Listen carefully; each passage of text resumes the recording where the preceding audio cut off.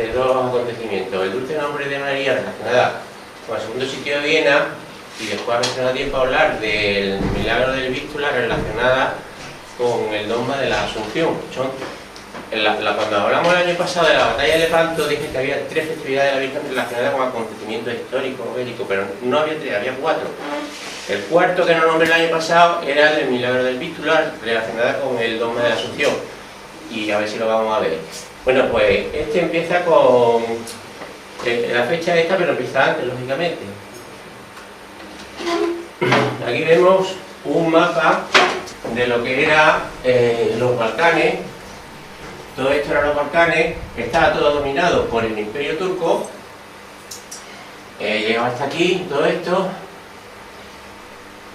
En su momento, en el primer sitio de Viena, y en aquella época, pues hubo una batalla que fue la batalla de Mohacs, en la que los turcos vencieron a los húngaros. En esa batalla fue una batalla decisiva. Murió el rey Luis de Hungría, su mujer era la reina María de Augsburgo, hermana de Carlos V, y a partir de ese momento, cuando su hermano Fernando hereda el imperio, se hace el rey de Hungría. Pero claro, ¿rey de Hungría de qué parte de Hungría? Pues Hungría, después de la batalla de Mohacs, se divide en 3 partes.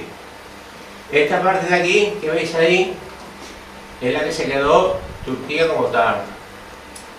Esta parte de aquí fue un principado, que era, no es correcta la palabra, pero para que os hagáis una idea, era como un estado vasallo, o sea, era un estado satélite de Turquía. Y además, para Casimir, que el príncipe era protestante, entonces fue aliado de Turquía en este segundo sitio de Viena. Y la tercera parte, que es un poquito de lo que quedó por aquí, eso se lo quedó los Habsburgo, no formaba parte del imperio, pero sí de su patrimonio, por eso eran reyes de Hungría, y después ya con el tiempo aparece ahí el imperio austrohúngaro, cuando desaparece el Sacro Imperio. La historia empieza cuando este sultán, Mehmed IV, aquí lo veis con su turbante, pues decide que quiere invadir toda Europa. Claro, para entrar en Europa había que tomar Viena, porque era la puerta de Europa. Además era un lugar estratégico, tanto militarmente como económicamente, porque dominaba todas las rutas comerciales del Danubio y las rutas comerciales norte-sur. Y si conseguía entrar en Viena, entraba en todo el Sacro Imperio, y se metía en toda Europa. Entonces fue una decisión muy importante. Si aquí lo veis, el turbante este no era exagerado, es que en esa época, bueno, y casi en toda la época, a los turcos les gustaba esto. Estos son los turbantes de esa época. Esto no era resultado, pero eran los que usaban, sobre todo los nobles, la gente que podía usar esto. La palabra turbante es, bueno, y tiene su origen en Persia, es Turaban, que significaba turbante, y si veis la forma se parecía a esto otro. Estos tulipanes tienen el origen de la palabra tulipán y la palabra turbante, las dos vienen del mismo origen. Esta planta también, esas flores de origen persa, entra en Europa a partir de entonces, y después pasa, se hace muy famosa y muy popular en los Países Bajos. Y tiene la misma palabra, tulipán y turbante vienen de Turabán, la palabra de origen persa. Este mapa, un poquito no sé por allá, expresa lo que era los estados turcos de lo que era de la parte europea, quitando la parte de abajo que ya eran los Balcanes. Aquí vemos en verde lo que era el Imperio Otomano, aquí lo que eran sus estados satélites, estados vasallos, que no es la palabra exacta, y aquí el reino de Hungría, que consiguió retener la Casa de Augsburgo. Y esto también pertenece a la Casa de Augsburgo, lo que ahora es Croacia, ¿no? Después aquí tenemos la República de Venecia. Como veis, estaba a la puerta de Viena, bueno, le quedaba poco. Entonces, en esta época, pues ya decide Mehmed IV invadir toda Europa, tenía que entrar por aquí, y como tiene bastante error, el primero es que El centro suyo neurálgico era Constantinopla y allí fue donde empezó a reunir toda la intendencia, todas las tropas y todo lo que necesitaba para conquistar Viena. ¿El problema cuál era?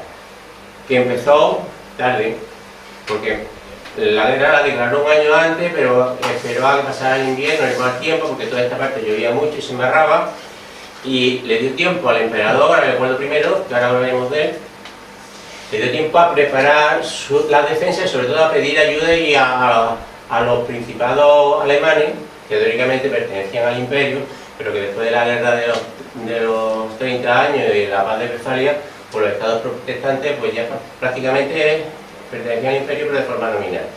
Sin embargo, consiguió ayuda de Venecia, de muchos principados alemanes. El Papa consiguió que el Papa declarara una cruzada para la defensa de Viena y de la cristiandad, y le dio tiempo. Entonces, al verano siguiente, cuando empiezan a avanzar los turcos reuniendo todas sus tropas de aquí a aquí, tuvieron un gran problema logístico de atravesar todo esto, y eso retrasó mucho la llegada hasta Viena y dio lugar a que se prepararan muy bien y que se pusieran más tiempo. Entonces les empezó a llover, se les embarraron los caminos, etc. El Principado de Valaquia y Moldavia es lo que después formó, bueno, y la salida además lo que después formó Rumanía, que después de las guerras mundiales pues se quedó con toda Transilvania, con casi todas, porque quedó un poco que formó lo que ahora es Hungría, y de ahí un personaje del que ahora hablaremos. Ahora vamos a hablar de la nobleza que había entonces. Se critica mucho la época de la Edad Media porque en Europa se decía que había feudalismo. Bueno, había feudalismo en media Europa, en la otra media no había feudalismo. En España tampoco, porque bueno, empezó la Reconquista, empezaron los regímenes forales y era completamente distinto, excepto en Cataluña, que pertenecía a Martín Fierro. En la parte occidental de Europa sí había feudalismo porque eso fue una institución que creó Carlomagno, aunque sí es verdad que antes había un proto-feudalismo que nace con el Bajo Imperio Romano. No vamos a empezar a explicar ahora por qué, pero nace en aquella época. Y el feudalismo que crea Carlomagno, basándose en lo que ya había, como Carlomagno llega hasta Bohemia, o sea, llega a casi la mitad de Europa, pues ahí se instituye el feudalismo. Consistía en un pacto entre el señor y los vasallos. Vasallo significaba valiente. Los vasallos del rey eran pues sus nobles más importantes, los más valientes, ¿no? Y hacemos un pacto: yo te defiendo, tú a cambio me pagas una cantidad, cuando te necesite la guerra acude con tus tropas. Era un pacto que después se iba trasladando a otras capas inferiores. O sea, esos nobles tenían otros vasallos que eran sus hombres de guerra, que tenían ese mismo pacto, después hombres de guerra tenían otros vasallos, y así iba sucediéndose de unos a otros. Se critica mucho, bueno, viene del Imperio Romano, porque resulta que los vasallos estaban vinculados a la tierra, no podían irse de ahí, y además era hereditario. También era, esto viene del Imperio Romano, también era hereditario que los señores no podían abandonar la tierra, y además era hereditario. Eso se crea en el Imperio Romano por problemas económicos al final del imperio. Y después interviene la Iglesia en todo esto y hace, bueno, el espíritu caballeresco. Los señores tienen que proteger a sus vasallos, los caballeros pues tienen que proteger a los débiles, a los huérfanos, a las viudas, etc. Había un pacto de honor entre partes, era un pacto de palabra, pero en aquella época la palabra era muy importante y se cumplía casi siempre, porque siempre había uno que se trataba a la torera las normas. En la parte oriental no había feudalismo en la Edad Media, y los nobles, que eran los fuertes, los que mandaban, hacían lo que les daba la gana, no había pacto ninguno. Los vasallos eran lo que les daba la gana a ellos, los podían tratar muy bien o matar, lo que es que les daba igual. Este señor de aquí, Vlad Tepes, su nombre auténtico era Vladislav Draculescu, era príncipe de Valaquia. Esto es un poco antes de la historia que estamos contando. Este es el que le da nombre a la leyenda de Drácula. Se le conoce como Vlad el Empalador. Se dice que Drácula era de Transilvania. Este no era de Transilvania, era de Valaquia. Sin embargo, pues se hizo famoso porque en su época estaban ya los turcos presionando mucho y a todos los que cogía de enemigos los empalaba. Esto lo había copiado los turcos, no lo inventó él, pero empalaba sistemáticamente, con el nombre del emperador. El emperador.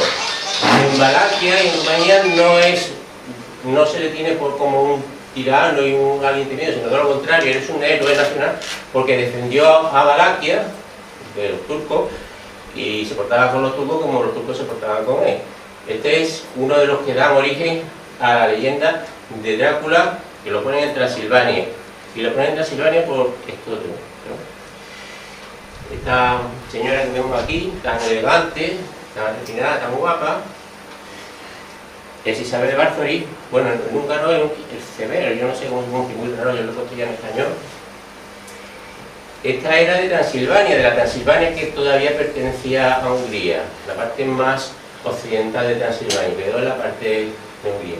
Pero antes esta mujer, pues se ve que era guapa, era muy parecida, y ella se creyó que era la más guapa de todas, y se pensaba que bañándose en sangre de vírgenes iba a conservar su belleza para siempre. Entonces, sistemáticamente, pues desangraba a todas las vírgenes que encontraba, porque como era la señora y mandaba y hacía lo que le daba gana, no había puesto ninguno de honor, pues se la iba cargando todas, las iba desangrando, se bañaba en su sangre. Al final, bueno, se descubrió y terminó empalada, terminó emparedada. Esta sí nació en Transilvania, y esta sí que sacaba la sangre a las personas. Entonces, la mezcla de esta historia con la de Vlad Tepes es la que da lugar a la leyenda de... Bueno, después eso se inventa, ya se desarrolla como una novela, lo de Drácula. Esto lo he puesto para que veáis cómo era la nobleza en aquella época, en aquella parte de Europa. Entonces eran muy independientes, muy rebeldes y muy bárbaras. Y bueno, y hacían lo que les daba la gana, independientemente de cualquier principio moral, religioso, lo que fuera. No era lo mismo que en la parte occidental de Europa. Este es Leopoldo de Hamburgo, si fijáis, tiene una cara muy parecida a la parte de abajo que Vlad Tepes. Casualidad. También se le ve la cara a Hamburgo, la parte de abajo. Era el emperador del imperio, del Sacro Imperio en aquel momento. Era un buen militar, pero bastante indeciso, entonces tenía muchas dudas y eso.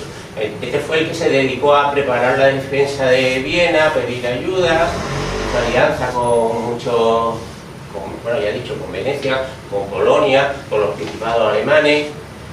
Cuando dejó de generales en Viena, los que consideró mejores, y ese fue a Linz a preparar la defensa pues, si caía Viena. Bueno, esto vemos lo que vemos aquí lo que era el Sacro Imperio, no en aquel momento porque esto es después, esto ya después de 1700, porque esto que vemos aquí de amarillo eran los Países Bajos españoles. Esto no era todavía el Imperio, eso es después del Tratado de Utrecht, pero lo demás sí. Entonces vemos aquí que esto sí era patrimonio de los Habsburgo, de los Austrias, todo lo que está aquí en verde. Pero lo demás, el Reino de Baviera, Brandeburgo, el Condado de Sajonia, todo eran principados independientes. Todo esto que está demostrado no eran de mismo, lo han puesto todo igual, pero eran distintos principados. Esto hasta el siglo XIX a Alemania se le llamaba la cruz de los geógrafos, porque para entender y enterarse de lo que pasaba aquí era complicadísimo. A la mitad de esto, Sajonia fue el más importante, Brandeburgo, bueno, y muchos otros de por aquí del norte, pues se hicieron protestantes. Baviera fue el reino católico más importante, junto con las posesiones de los Habsburgo, y todo esto es lo que dio lugar a la guerra de los 30 años y que después todo esto hicieron lo que les dio la gana. Es cuando nace la monarquía absoluta de los principados protestantes. Entonces, Leopoldo I se dedicó a pedir y solicitar ayuda de todos estos, independientemente de pedirla a Venecia, al Papa, a Polonia, a todos los que le hacía falta pedirle ayuda. En este que vemos aquí con su peluca, con perifollado, con su banda de seda y su lazo de tafetán, era Luis XIV, el rey de Francia, muy conocido como el rey Sol, pero ya a partir de ese momento se le empezó a llamar el rey moro. ¿Por qué?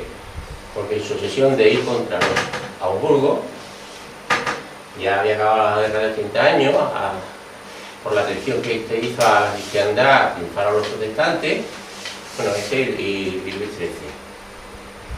Entonces ya los Habsburgo no tenían la fuerza que tenía, el imperio estaba ya débil, en decadencia, por eso los turcos se atrevieron. En España se había perdido la guerra de 30 años, estaba reinando Carlos II, que aunque era un rey enfermo, no es, la leyenda que se ha puesto de él pues no es tan exagerada, era un rey con mucha dignidad y lo hizo bastante bien, hizo una recuperación económica muy importante. Y este, sin embargo, se dedicó nuevamente a traicionar a la cristiandad, atacando al imperio por retaguardia. Estaba aliado con los turcos, el imperio otomano. Pero desde antes, pues ya la batalla de Lepanto vimos que era lo mismo. Los franceses, los reyes de Francia, aliados con los turcos, traicionando a la cristiandad.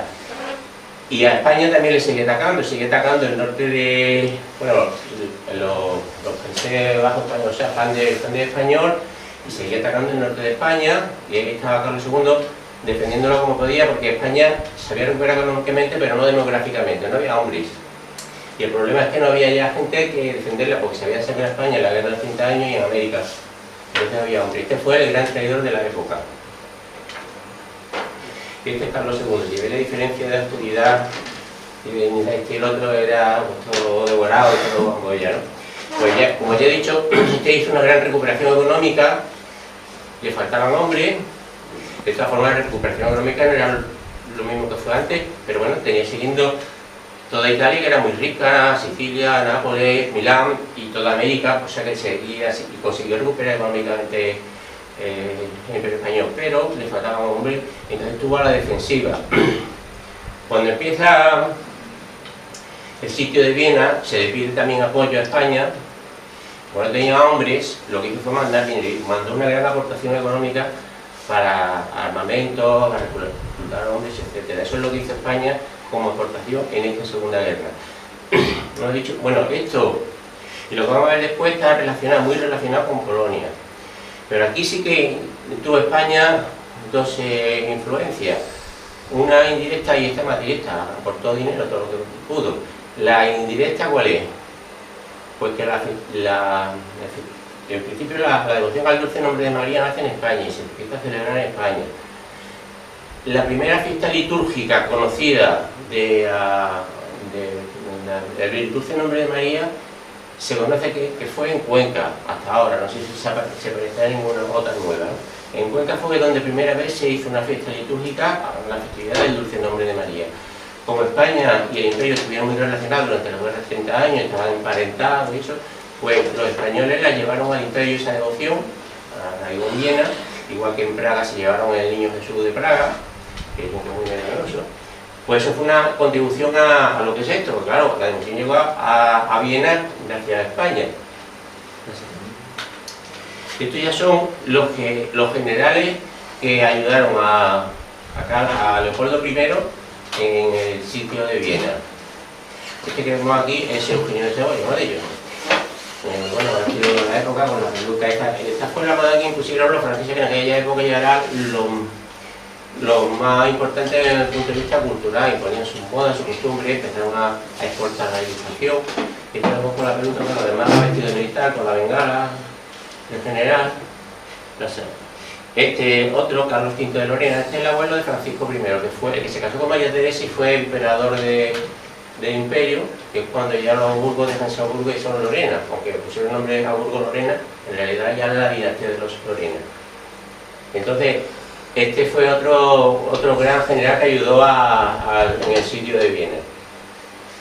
Por cierto, Francisco I, este era muy católico, Francisco I se metió en la masonería, por eso después en el imperio los descendientes con José I del imperio metieron en el fredomianismo y José I, eso, porque estuvieron influidos por la educación de Francisco I, que si hizo masón, dicen que era muy avaro y pensaba que el gran secreto de la masonería era que convertía los metales en oro.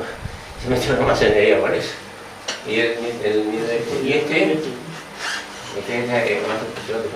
Este es Juan Jorge de Sajonia. Este era protestante, porque el estado de Sajonia era protestante ya de antes, pero este sí que ayudó a a la defensa de Viena, y lo hizo bastante bien. Y se portaron muy mal con ella, la verdad es que ayudaron mucho. Cuando ya entendemos esto, se derrotan los turcos, se reparte el botín. Cuando ellos, los sajones, entran en Viena, lo empiezan a insultar por protestantes, le dicen de todo, y se enfadan y se van hasta sin recoger su parte de botín. Estuvo bien, un poco de cortesía, pero bueno. Esos son los tres generales más importantes. Este, el Papa, el Beato Inocencio IX. Este fue el que convocó la cruzada, el que movió todo esto para que se le ayudara a defender bien al imperio. Y bueno, después con el tiempo ha sido beatificado. Y este es otro de los personajes principales, uno de los protagonistas del sitio de Viena. Hay una película, está subtitulada en español, está interesante, hombre, está muy centrada en el personaje. No un reflejo histórico de lo que pasó, pero bueno, está interesante y está bien, no de forma de historia.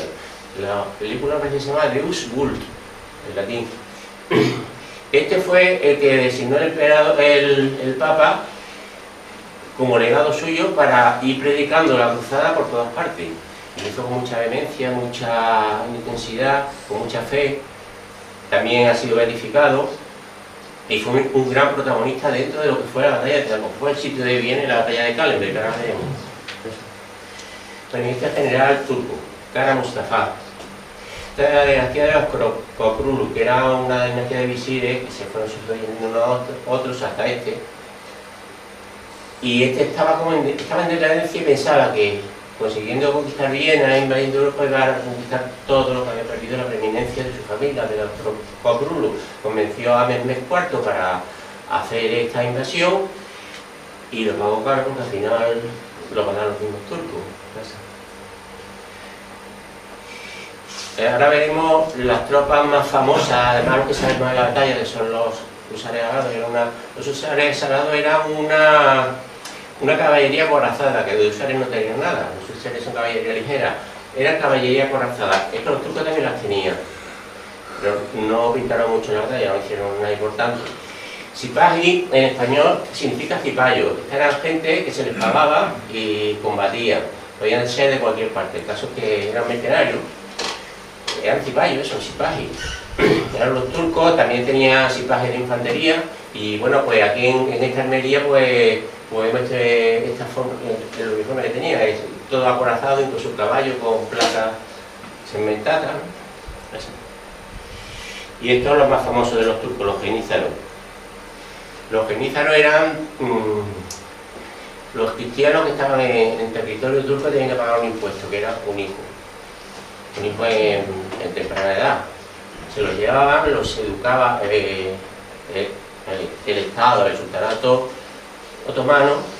El padre era el propio sultán.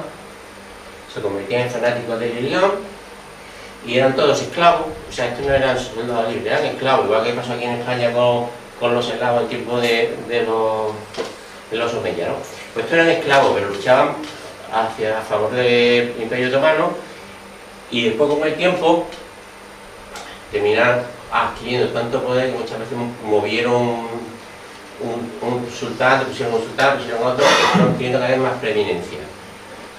Y bueno, lo veis, estos por ejemplo intervinieron en la toma de Constantinopla en 1453, pero aquí también intervinieron en la batalla de Lepanto. Y hasta el siglo XIX no desaparecen porque hay un sultán que ya se harta de ellos, los quita. Esta es la artillería que emplearon los otomanos. Esta vista se ve que está desde Viena es esto, está desde la otra orilla del Danubio. En la orilla norte estaba un poco lejos porque el sitio era todo esto, estaban sitiados así, ¿no?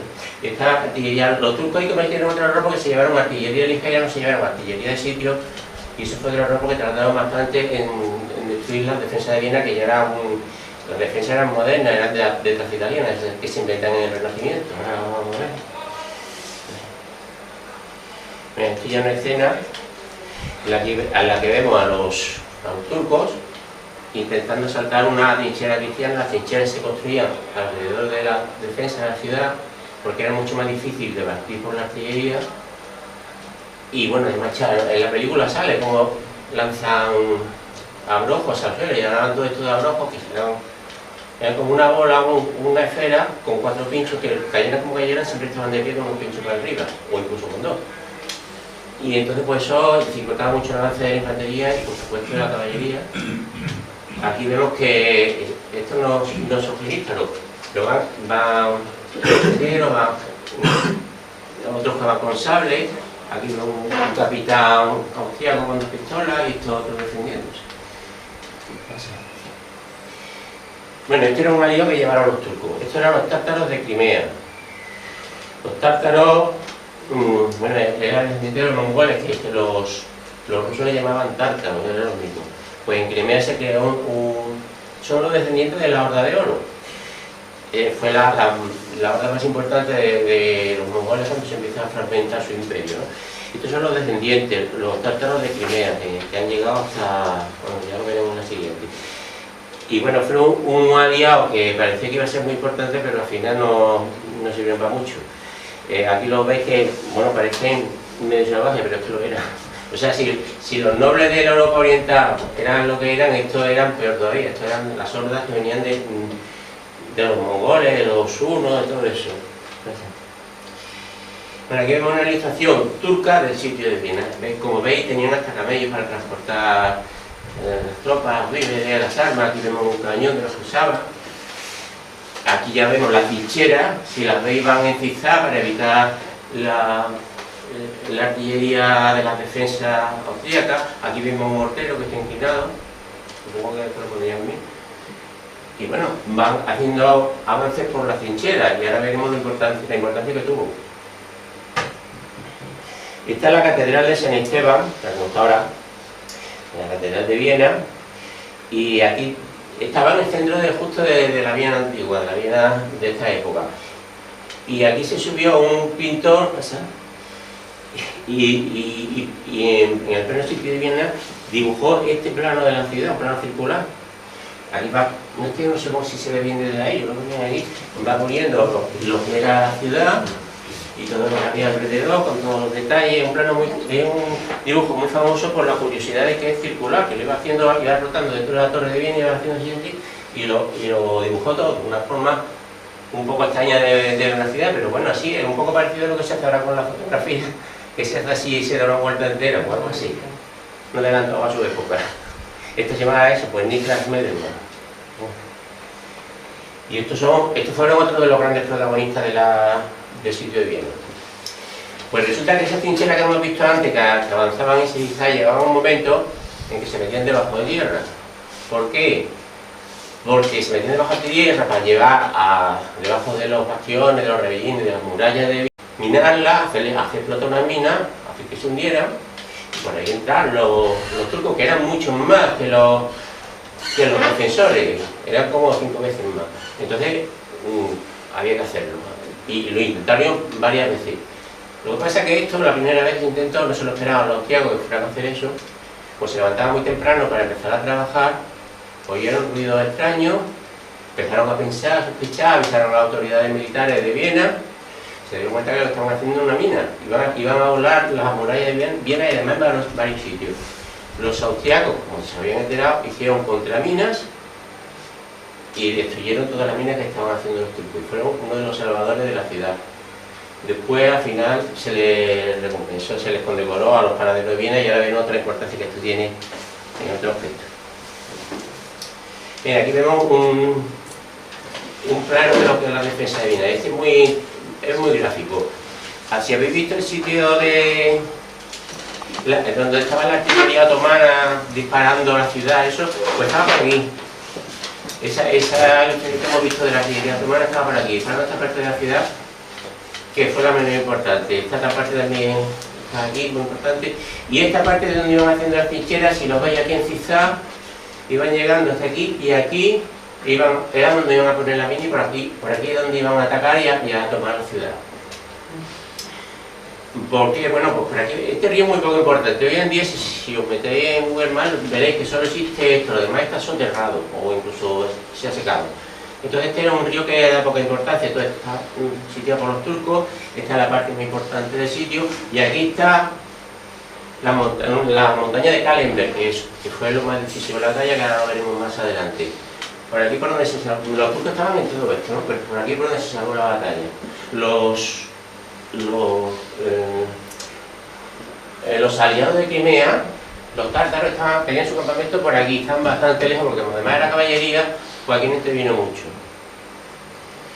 Este voy a tomar Marco Daniano en una imagen de la película, y de la película que os he dicho, de Oswald. Es muy interesante. Bueno, y aquí los vemos, aquí están los húsares salados, ahora los veremos, aquí está Juan Sobieski, uno de los protagonistas, y aquí está exhortando y animando a las tropas que se lancen a la defensa de Viena. Esto otro es un retrato de Juan III Sobieski, el rey de Polonia. Aquí lo vemos ataviado a la romana, que está muy de moda eso en el barroco.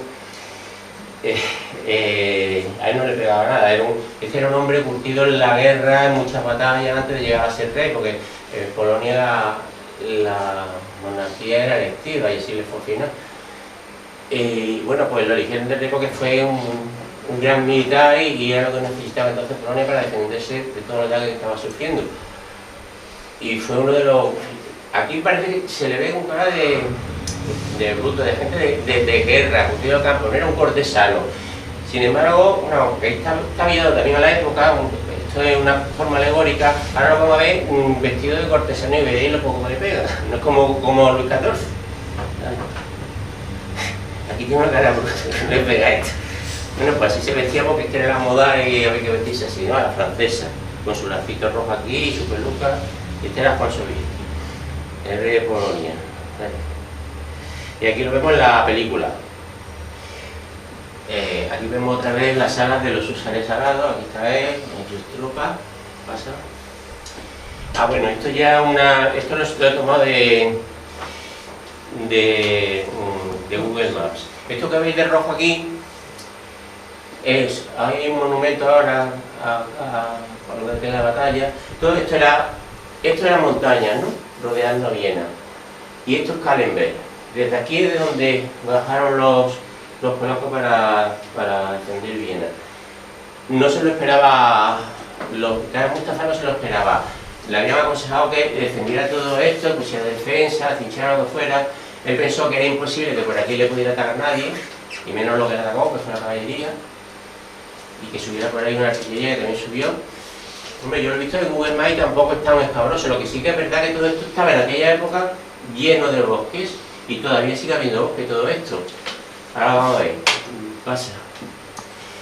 Bueno, esto es un sitio a mitad del camino desde Kahlenberg. Esto es Viena ahora. Ahora también sigue habiendo más ciudad por ahí. Desde Kahlenberg pues se ve así. Y todo esto era un bosque. Esto es lo que supongo que los cuentos de los bosques de Viena de este lado se refería a todo esto. Ahora van aquí de picnic los vieneses. Y entonces de aquí empezaron a atacar los polacos. Sigue pasando el siguiente. Bueno, este es un croquis. Entonces, Viena estaba rodeada así por los turcos, ¿no? Habíamos dicho. Bueno, en realidad por aquí. Y estos eran los que tenía por aquí. Aquí estaban los tártaros. Aquí estaban los campamentos de Kara Mustafa. Y todo esto que eran la montaña de Kahlenberg era por donde Kara Mustafa no se pensaba, pensaba que era imposible que le fueran a atacar por aquí. No defendió esta zona. Llegaron por aquí, si veis aquí está puesto, polacos, austríacos, y por aquí también vinieron más austríacos. Entonces los polacos subieron por la parte más escabrosa, y además subió caballería corazada, cosa dificilísima, y además subieron artillería, también bastante difícil. Y desde ahí empezaron la batalla el 12 de septiembre, y además por sorpresa. No se lo esperaban los turcos, tampoco habían puesto por ahí batidores, programadores ni nada, ¿no? Bueno, el norte está hacia allá, ellos vinieron de aquí, pasaron por aquí y vinieron por aquí, ¿no? ¿Por qué hizo esto Juan Sobieski? ¿Por qué ayudó a Polonia? Primero por el llamamiento del Papa, ¿no?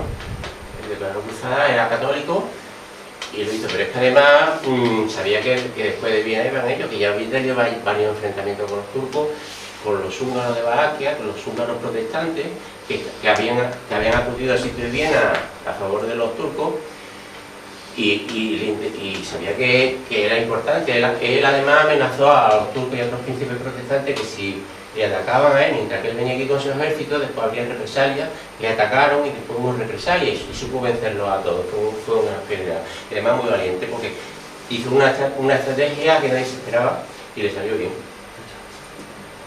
Bueno, estoy otra vez, la bajada ya un poquito más abajo de Kahlenberg, que se ven más los bosques, y allá al fondo Viena. Esto es la parte nueva de Viena. Esto es lo que verían los polacos cuando iban bajando. Sabían que tenían que pasar todo esto para llegar a Viena. Y tenían que pasar con la caballería, puesta abajo y pasando por bosque. Y esto pues más abajo todavía, ya era todo llano y bosque, todo bosque, los bosques de Viena. Y estos son los Usares Salados, una representación pictórica, no sé si se ve bien desde ahí. No lo veo bien. Bueno, pues era jinetes, o sea, era caballería acorazada porque iban acorazados, igual como hemos visto el Sipahi, solo que los caballos no iban tan acorazados. Luchaban con unas lanzas muy largas y bueno, con estas alas no las llevaban ellos puestas, iban puestas en la montura, las llevaba el caballo.